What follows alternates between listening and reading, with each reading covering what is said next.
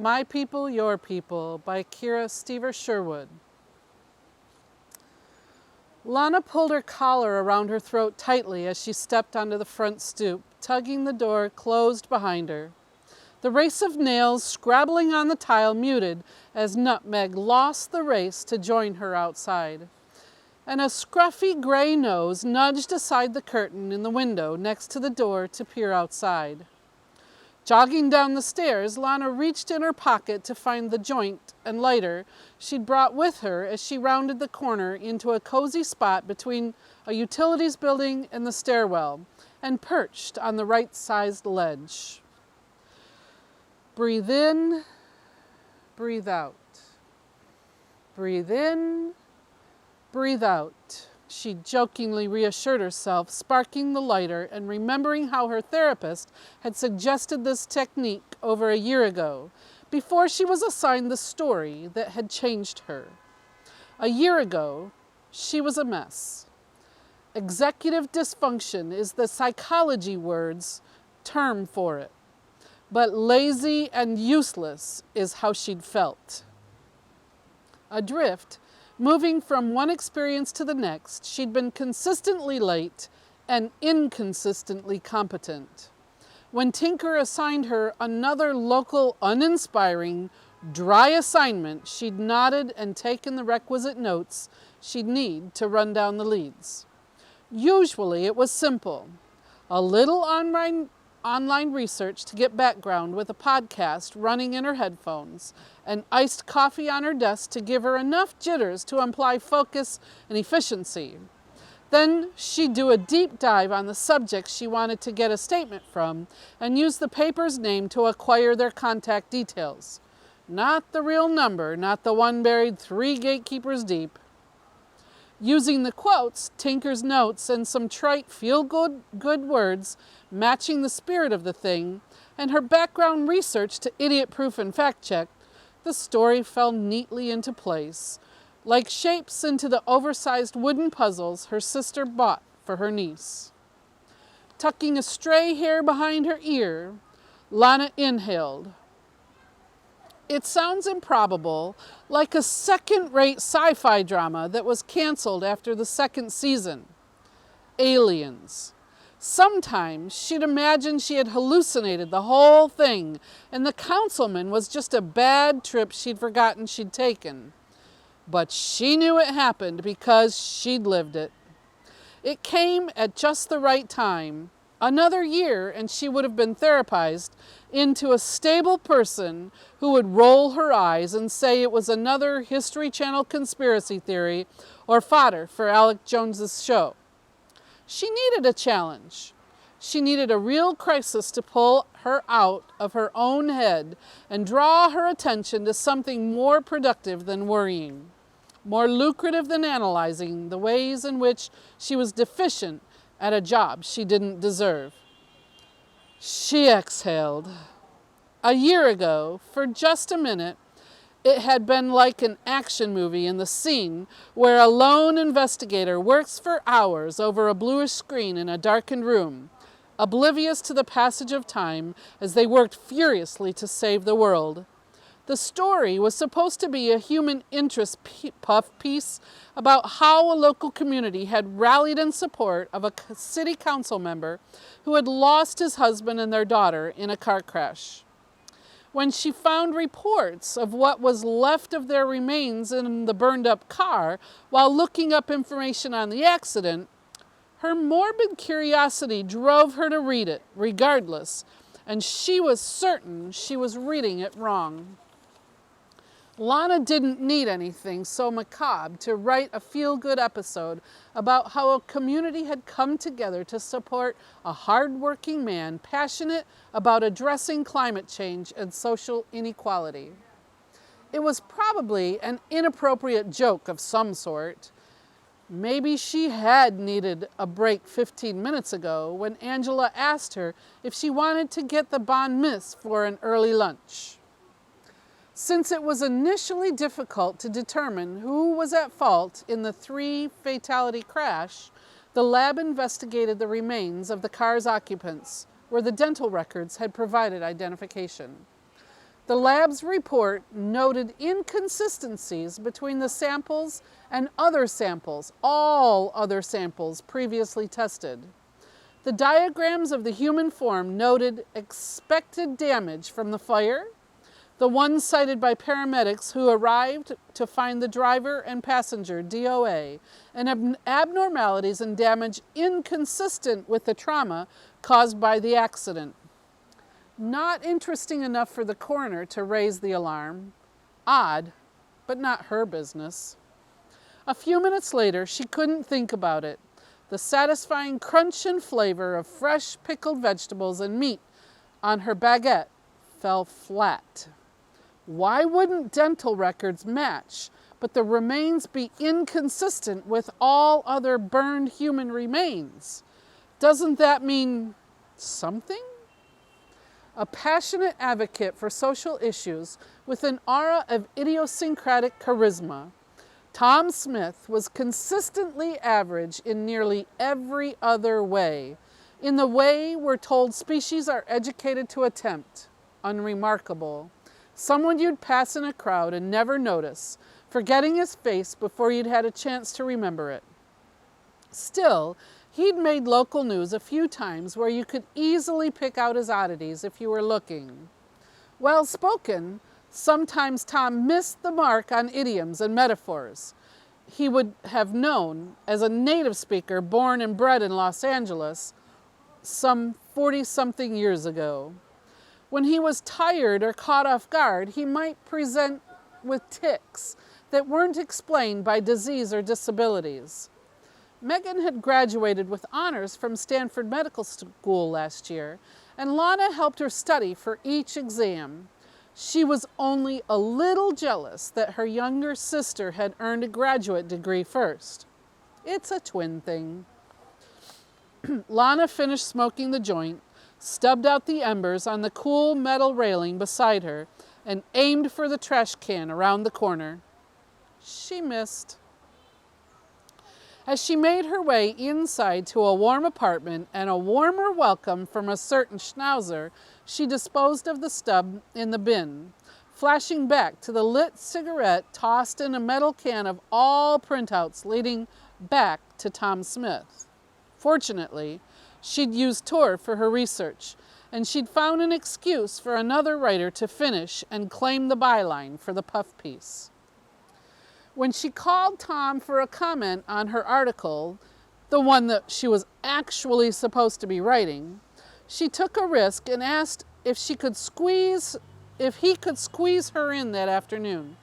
The risk paid off, and she'd been able to ask her canned, sensitive questions intended to jolly the subject along, a feel-good resolution that was sufficiently congratulatory to the councilman's constituents and sufficiently hearty for others to sink their teeth into without a toothache. Taking another risk after she'd gotten the quote and nearly had 1 foot out the door, she asked a final question. Again, I'm so terribly sorry for your loss. However, and I hope you don't mind me prying a bit, what was the final result they gave you for the accident that happened? This isn't for the story, of course, but I could figure it out, and I'm hoping you got more answers than the rest of us, Lana started out. Tom sighed. Thank you for your concern on this matter, although I hope you won't include any of this. He paused. I still haven't found more answers than the general public has. None that I can make public myself, of course.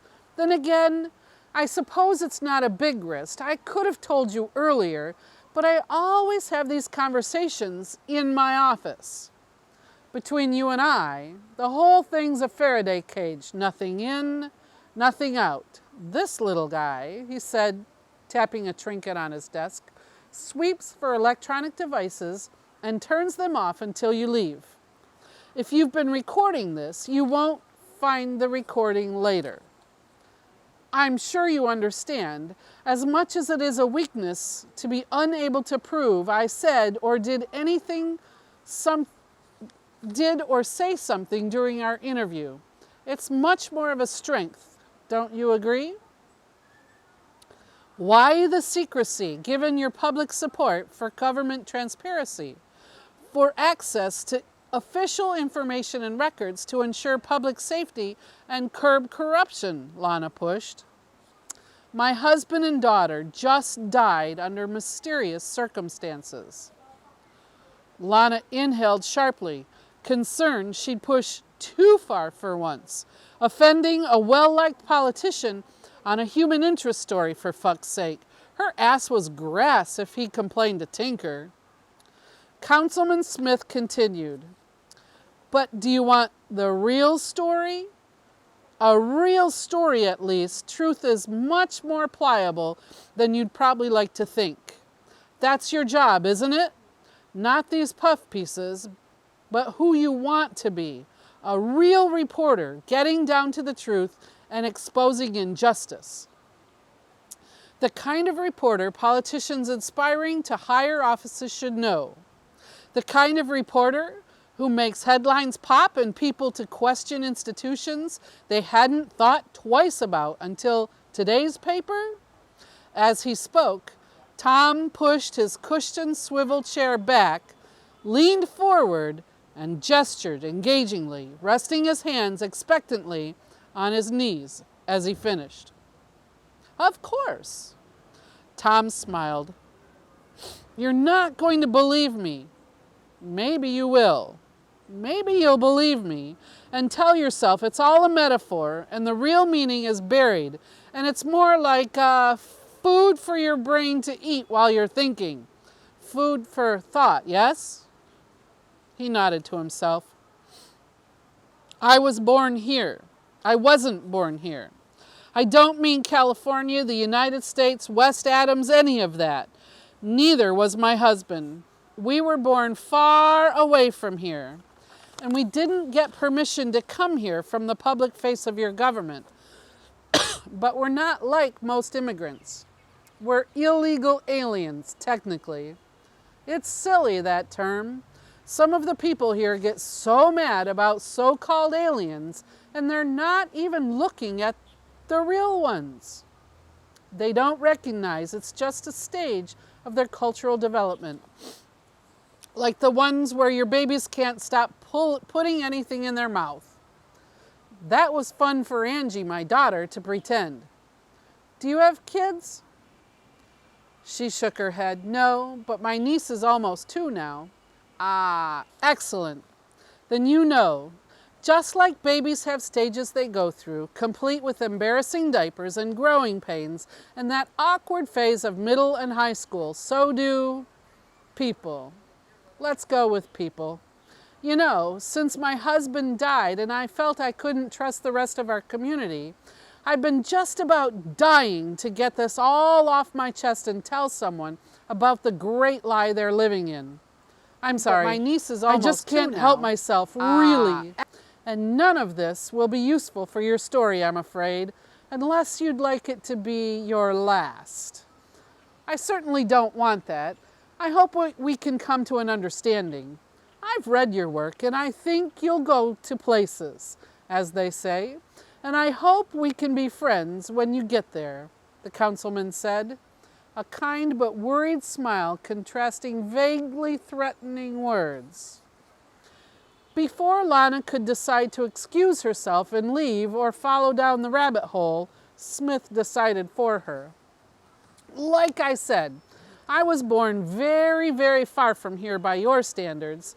I'm not the first or the last to come here. Dan and I adopted Angie from our homeland, and she came on the transport shortly after she was born.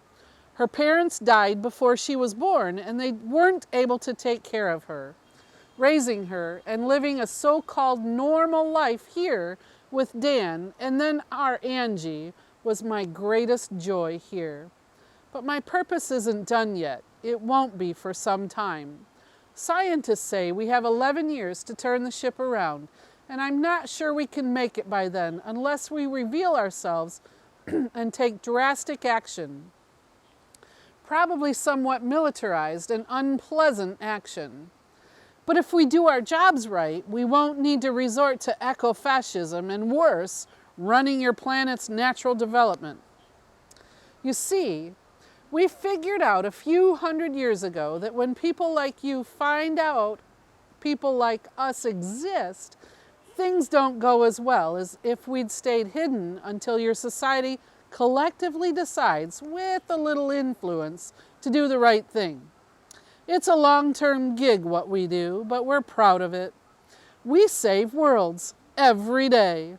Of course, it wasn't always that way. We used to show up and announce ourselves. We come in peace every time, and sometimes there would be war and discord and general unpleasantness. The funny thing is that societies like yours would come together like you'd never seen before. Allies from opposite trenches in long-standing wars, the enemy of my enemy is my friend. Suddenly, all the stuff that seemed important before wasn't. It solves so many problems in their societies. Once you've stood next to your enemies in battle and learned that you really are all about the same, it does wonders for your cultural development and respect for one another despite differences. Then the colonist factions in our collective would start up about how you were wasting your resources anyway, so they should just come in and get those out of your way, for the common good, really. And sometimes they won. That never went well for the people like you. I could tell you the history, but really, just look at your own intraspecies colonization. So, I work as part of our Planet Outreach program. We're a pro-collectivist organization that works in various roles in your society, undercover, of course, to prevent your species from accidentally eradicating itself and rendering the planet uninhabitable for quite some time. We stepped in after you almost blew each other up with a mutually assured destruction and ignored your impacts on your only planet. Really, it's not the worst I've seen. This planet is fairly good at valuing the traits you consider humanity. Just caught up in a bad pyramid scheme. That's why we're here, working to make sure you elect the right people to steer the ship in the right direction, away from blowing each other up and making this planet a nightmare. Also, toward institutions working together by choice and seeing how great it can be, instead of having to face an existential threat first. Lana blinked. So, your husband and daughter and you, I guess, are aliens. Yes. But you're here to save us from climate change? Yes. And you're saving us by taking on roles in our governments and other institutions, like a conspiracy theory deep state thing? Well, none of your people are theorists, think are part of the conspiracy, are actually involved. And their concept of deep state is insufficiently deep. But yes, we're a big part of population growth trends, especially in countries with low birth rates. Some of us get attached to a planet, and after we finish our work, we decide to retire on that planet. So some of us will stay, too, after the crisis is averted. If they need to, they can jump back into work with a new form and a new name, like your spies do, at least the name part. If you've done this before, why don't you trust the other aliens, and how does this relate to the crash? What changed? What's different this time? The colonist faction is working to take back power of the collective. I'm concerned our pro-collectivist people here are being quietly taken care of, as your mafia movies would say, Tom answered, an extra crease forming at his brow. Lana sat back in her chair thinking, what can I do to help? Inside her apartment, she greeted Dandy, Scratching behind his ears, she grinned up at her guests. I know you think it's ridiculous because of the cancer risk, but I love that stuff. Are you ready for another game? Angie laughed. Are you sure you're ready? You just started winning the last one. It only took you 6 months of game night with my dads and I coaching you to finally get it right.